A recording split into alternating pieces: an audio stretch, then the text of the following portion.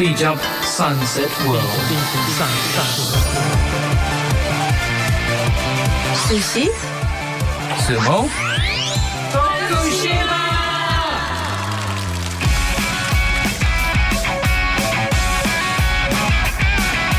この番組は地域密着型のボランティア活動を徳島で行っている国際ワークキャンプのメンバーがお届けする30分です。This 30 minutes broadcast is hosted by volunteer members who come from abroad to help the community of Tokushima.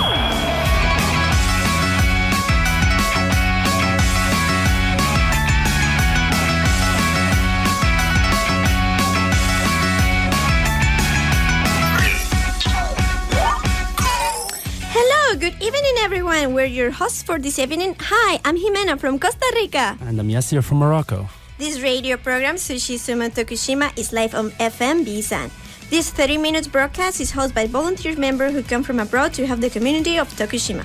Popular images of Japan, sushi and sumo, yes. But we would like people around the world not only know those images, but more things about Japan. They share the news from Japan and information about Tokushima, a place that welcomes foreigners from all over the world. No one knows what language will be spoken or what kind of topics they will bring up, so don't miss it. Sushi, Sumo, Tokushima. So, hello, can you tell us your name and where you come from again, please? Yeah, sure. I'm Yassir from Morocco. And I came to Tokushima like 7 years ago now. Oh my god, really? Yeah. So, you came here 7 years ago because studying, working, what are you doing? Yeah, exactly. Like, so I came through a Mobusho scholarship program. So it's like a Japanese government scholarship program. Yeah. Oh, really? So I came for studying here, engineering. Engineering? What kind of engineering? IT and robotics. Wow. Yeah. Yeah, Japan is a good place for that, Yeah, I will exactly, say. exactly. And you have been always in Tokushima or you have been in other places? Oh, so I lived in Tokyo for 1 year. Oh, I was really? studying Japanese there. And then I went to Annan. Annan? Yeah, Annan. Oh, like the south Annan. of Tokushima. Annan. Yeah. Okay. So I went in a place called Annan College of Technology. Oh. Maybe Tokushima people know it as Annan Kosen. Okay. And then Tokushima University. Oh, I see. Yeah. And how long did you spend in Annan? In Annan, 3 years. 3 years. Yeah. And for, like, that will be 1 year in Tokyo, Exactly. 3 years Annan, and then 4 years 4 in Tokushima years City. Yeah, this is my Tokushima fourth City. year, yeah. Oh my god, that's a long time. And it's since you had the opportunity to be a long time in these places, how is the difference, or where are they different, and where are they like alike? Because Sure. So actually the first big difference was for me is moving from a big city to countryside. I come from Marrakesh, which is a pretty big city in Morocco. And then I lived in France. I lived in a place called Lille, which Okay. is the biggest city in the north of France. I see. And then I went to Tokyo, which is obviously a very big city. Yeah. And then I came to Annan. Oh yeah, it was like big, Yeah. huge, and then really small. Really small, yeah. Yeah. Yeah. But, you know, I got used to it after all. Like, I got used to the nature and stuff. So, after all, it was a good experience. Yeah. So since when you're like a little kid, you were like in a city. Yeah, exactly. Oh, it's exactly the opposite of me. Like here, Oh, to really? me, Tokushima is a big city. Oh, really? Okay. It's like twice it's twice as big as the biggest city in my country. in your so, country? Oh, yeah. wow, okay. So, yeah, I will say. But in your case, was the other way around. That's really interesting. Sure. And so you had the experience of living in France, like Europe, and also in Africa. Yeah, And because Morocco is an African country. yeah. And how is different? Like it's like all of them are different continents. So how do you feel like the difference between like all those places? you Yeah, have been definitely the culture. There's a big difference in the culture. Yeah, I for mean, we're more like easygoing, outgoing in Morocco and stuff. Same was in France. For example, when I take the train in France, people will be talking even if we don't know each other. So like Yeah. So like the first time I took the train in Japan, like everyone is really like using the smartphone or something. So that was something really surprising for me. But now I got used to it. I do the same thing. Yeah, but I also think that it's a really Tokyo thing, because True. Tokyo is also like, even in Japan, there's like difference between the cities. And I haven't experienced myself that, but I heard from a lot of people that people from Tokyo and people from Osaka and people from Kyoto are completely different. That's true. You can definitely like feel it in the behavior. Maybe we have this stereotype that Tokyo are like a bit more serious. Kansai is a bit more open. They like to be fun. But it depends on every person. It's not totally true though. Yeah. At the end it depends on the person, but definitely seeing those behaviors coming from another country, it's like a little bit of a shock, like how people behave like when they are like in a mass, not when they are like individuals. And how was the school, like living and like having to attend Japanese classes and having to adapt to the school system here? Okay, I gotta acknowledge something. Like my first year in Tokyo was maybe the best year. Oh, really? Because like it was Japanese school. We had like a very intensive program, but at the same time it was just Japanese. So we could just focus on one thing. So we had plenty of time to have fun. And the good thing is we were living like 80 people in the same dormitory, going to the same school from totally different countries. So that was like a lot of fun, like discovering many people from different cultures. Yeah. Yeah, it sounds like everybody had to speak in, I guess, Japanese?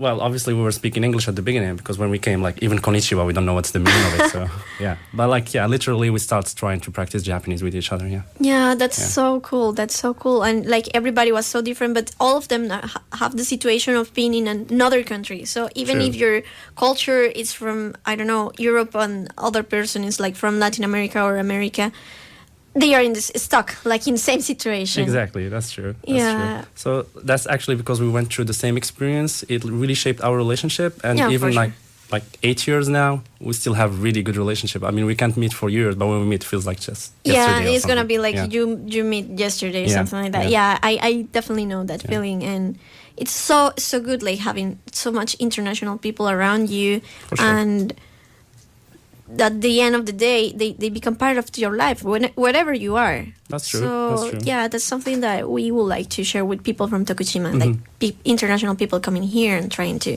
share our culture and learn from the culture in Japan and in Tokushima. Yeah. So, talking about that, how's like your experience in Tokushima? Because you talk about Anan and Tokyo, but... Sure. So obviously the first time in Anan, since I told you, like it was a shock for the countryside, and also I was like the only international student in my field, so it was like a lot of things to deal with at the beginning. After spending your time with 80 people, yes, from different countries. Yeah. Okay. But now that I think about it, it was a really good experience because it helped me to understand better the Japanese culture, and it also helped me to improve my Japanese. So you got no choice. And I'm really grateful for that experience. Yeah, because definitely. now I feel like because of that I understand more Japan as a country. That's a really important thing. Now in Tokushima, which is like not the middle, but it's something a little bit like Tokushima more balanced, we'll say. Yeah, exactly. Like Tokushima, like I get that balance point, like that sweet spot. So like it's not a big city, it's not a small city either. So like and I was already used to the life in Japan. So that was like after my 4th year in Japan. So I really enjoyed Tokushima actually. Yeah, and how is like the international people here? Like, is it really different from the people in Tokyo or? Well, you cannot just generalize. Like there are different group of people differently. Yeah. Like there are like the ALTs, the English teachers, and there are like people like you guys like coming volunteering, and there are like the students. So, but it really depends on every person. But what's good I like about Tokushima is like there's a foreigner community. Yeah. You kind of feel it. Like we all know the same places to go to have fun, to meet and stuff. So that's definitely good. Yeah. And there's like a really nice balance between international people you can get to meet and also Japanese people that are interested in international people. True. Yeah. So how's your studying been? Like, what's your stage right now about your studies? Okay, so actually I graduated last year. So I had my bachelor in IT and robotics in Tokushima University. And then I decided to take 1 year just to chill out and decide try different things. And now I just got the job, actually. Just got it last week. So I'm going to be leaving Tokushima soon, actually. Yeah. So it's going to be your last time here in Tokushima? Yeah, kind of. It feels a bit sad.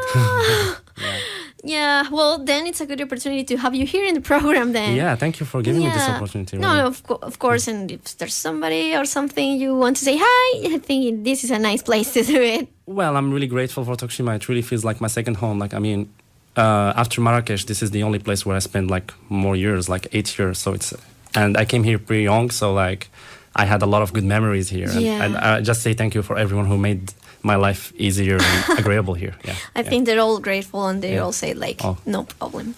Thank So, after that, you're moving where?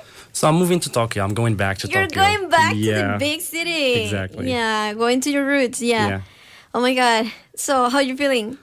Well, I have a little of mixed feelings. Well, I feel like a bit nostalgic because, as I said, like I spent a lot of time here, and I made a lot of friends here. And actually, meeting you guys also, like I was surprised about that. Like really, like we just met like a few months ago, and we really have this good connection. Yeah. But at the same time, I'm really excited because I'm gonna start a new stage in my life, like the professional life, obviously. Like so I'm looking forward to do my best in my job. Yeah. Yeah, and how was for you like?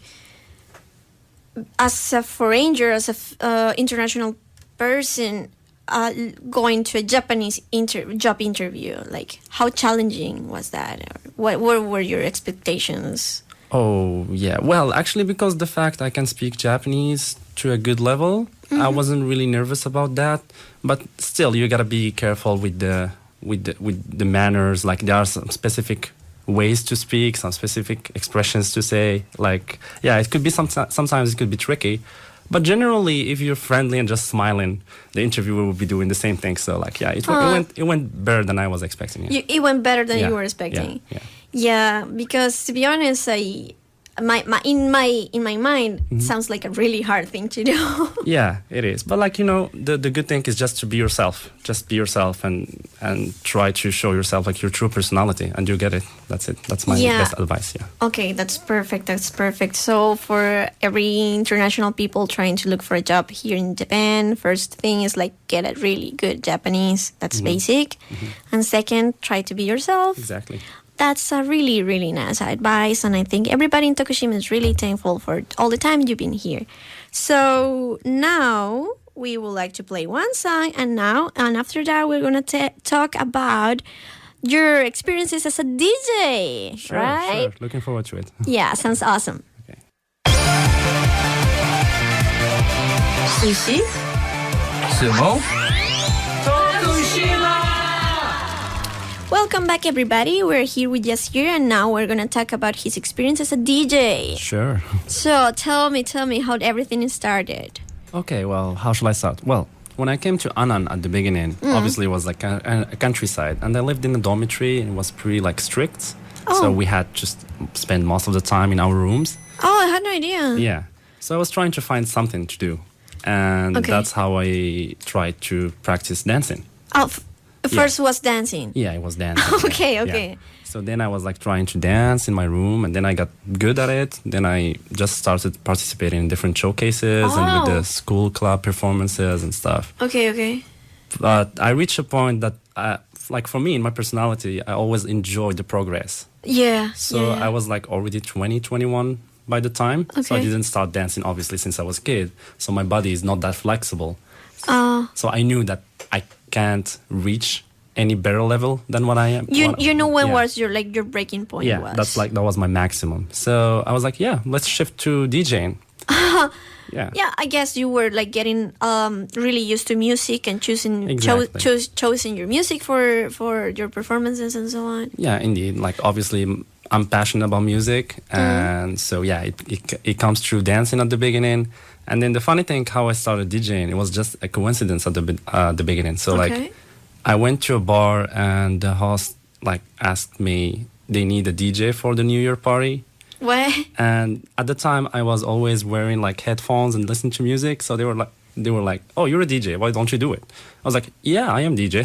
I wasn't at the time. You weren't a DJ, but you said bluffing. Like, okay.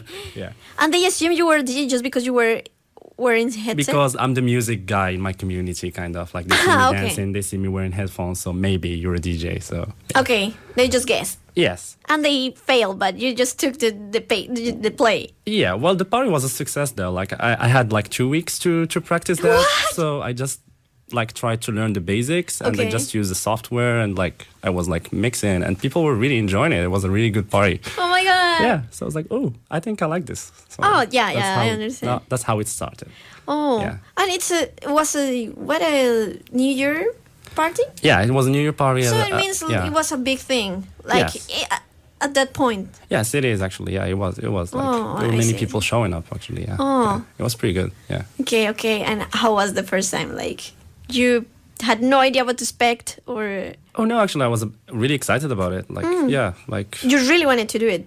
Yeah, I really wanted to do it. Okay, Like, I feel like that's good. I can. I mean, I have confidence about music and songs and stuff, so I can. Yeah, I thought I can handle that. Yeah. Okay, and after that? Well, it went well, so I started being motivated about it, and I was like, okay, let's take it to the next level. So I started by learning more about it, and then like I invested money and time like on buying equipment and practicing and stuff. And then I started uploading online mixtapes. Oh, I see. Yeah. And one veteran DJ here in Tokushima is actually pretty famous in the scene here in Tokushima. He saw one of my mixtapes and he was like, why don't you come and play with us? Wow. Yeah.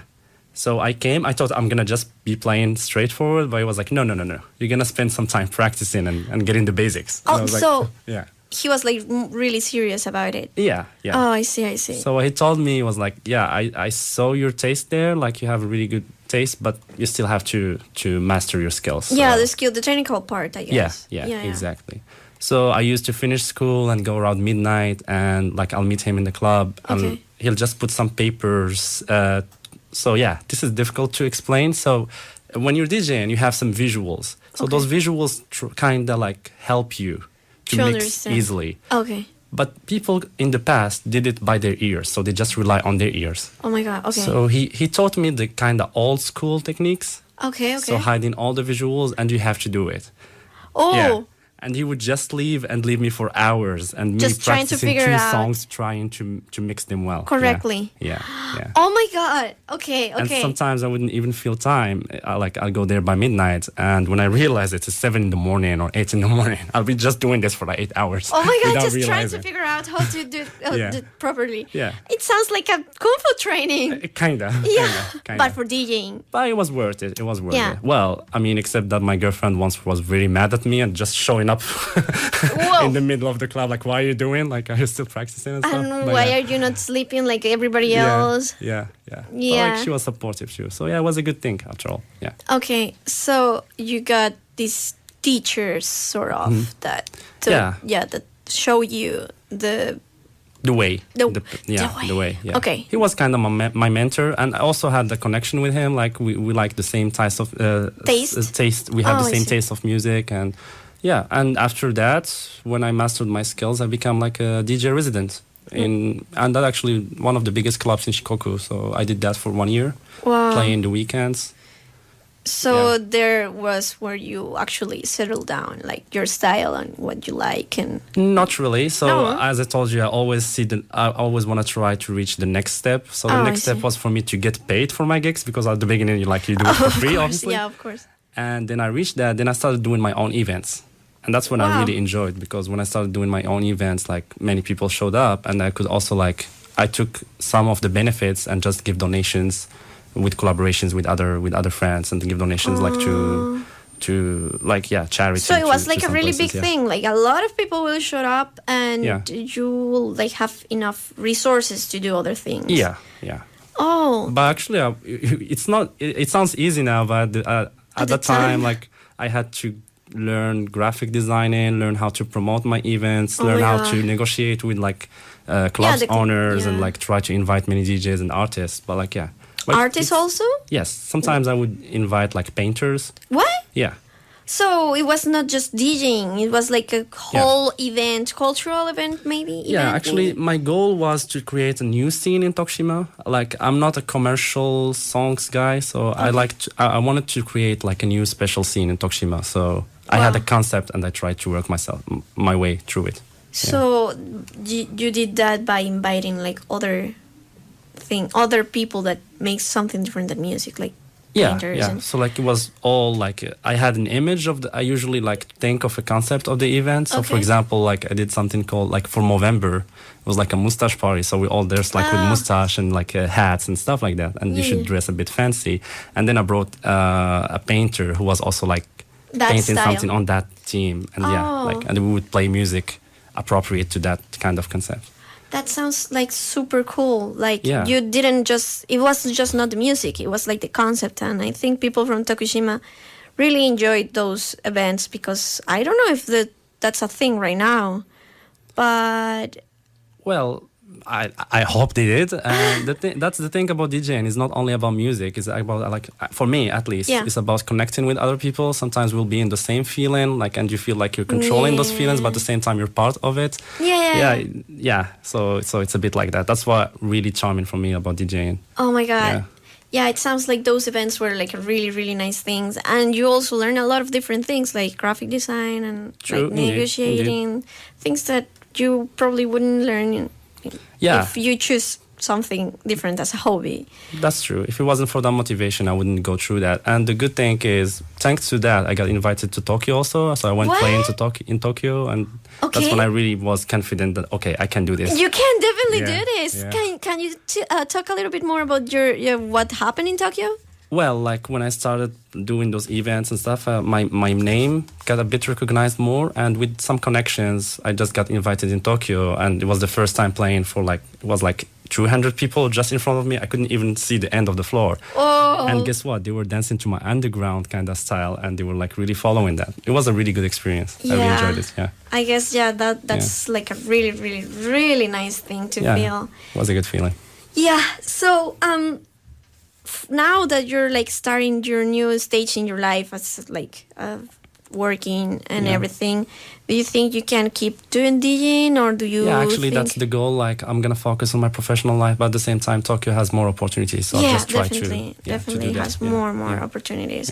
So I'm so glad you shared this experience with you, because I think there's a lot of people that can feel like inspired by it. I hope so. Yeah, so thanks a lot for all the stories you told us, and it seems that we almost reached the end of the program, so we're gonna wait for messages from you with feedbacks or requests. Sushi, Sumo, Tokushima. So this radio program, Sushi, Sumo, Tokushima, is being recorded live here on B-FM in Tokushima. Feedback of today. So how do you feel doing this program today? Wow, that was fast actually. Like, I did really enjoy it. Yeah, it was good. Thank you for inviting me. Yeah, no problem. Whenever that you're available, we're definitely going to call you. So this program is hosted by volunteer members working with non-profit organization B-FM Daigaku. We're open to and accepting any forms of support and contribution you have to offer within the local community of Tokushima. Please do not hesitate to contact us if you wish to get involved by emailing radio@bizandaigaku.net. We are accepting requests and messages via email. Please send email requests at bfm.jp, including the title of the show, Sushi, Sumo, Tokushima, in your messages. You can listen to this channel, FM B-FM of the internet, with your PC and smartphones. If you are accessing with your PC, go to the website www.bfm.jp and you will find a pink banner rating Sumo Radio on the left side of the page. If you're accessing with your smartphones or tablets, download the application Listen Radio. Then select BFM 791 FM B-FM with the area Chugoku, Chikoku. If you're listening to this in an area that has a weak radio wave, don't worry, you can listen to this program with clear sound through this internet radio system. No one knows what language will be spoken or what kind of topics we will bring next Thursday, so please don't miss it. Bye bye!